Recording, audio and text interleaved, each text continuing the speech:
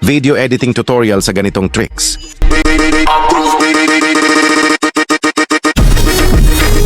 Bago yan, i-flex muna natin si Idol Simron Langmico. Pati na rin sa mga solid supporters ko dyan, tara sa CapCut. Siyempre, ganun pa rin huwag kalimutan ang aspect ratio at piliin ang 9:16. Sa first clip na aktingan, depende yan sa inyo kung ano ang props ninyo. Sa akin kasi jacket at sombrero ang dala ko. Una, ihagis mo lang ang jacket sa gilid. Kasunod ang sombrero naman sa kabilang gilid. At umakting lang na kaunti ng ilang segundo. Next, kunin mo lang ang jacket at ang sombrero at umalis na sa camera. Next, sa second clip guys, kayo na bahala kung anong style ang aktingan ninyo na para bang nag-absorb ang jacket sa inyong katawan.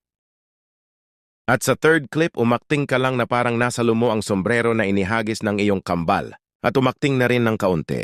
Basta kayo na bahala sa adjustment ng aktingan ninyo guys na magkasya kayong tatlo sa loob ng camera para sa gawin natin na masking.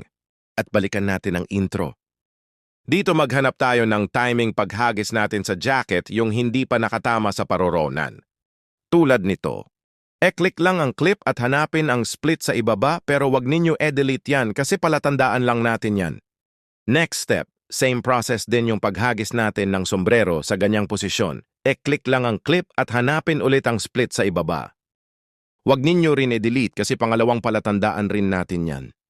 Ito lang ang e-delete natin yung kinuha natin ng jacket at ang sombrero kasi hindi na natin kailangan yan. At sa next step guys, e-click lang ang second clip yung nakasuot tayo ng jacket at hanapin ang overlay sa ibaba. Kasi ibaba na natin yan gamit ang overlay.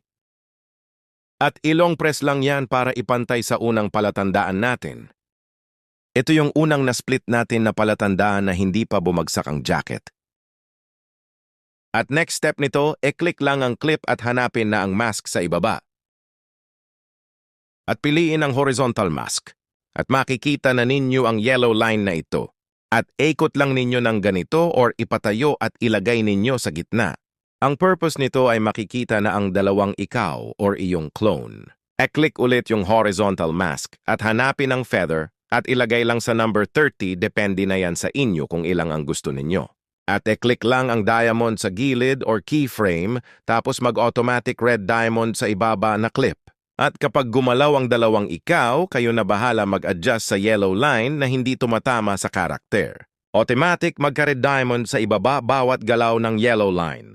Next, e-click lang ang third clip at hanapin ulit ang overlay sa ibaba. At kapag nasa ibaba na, ilong press lang yan at ipantay doon sa pangalawang palatandaan natin sa third layer.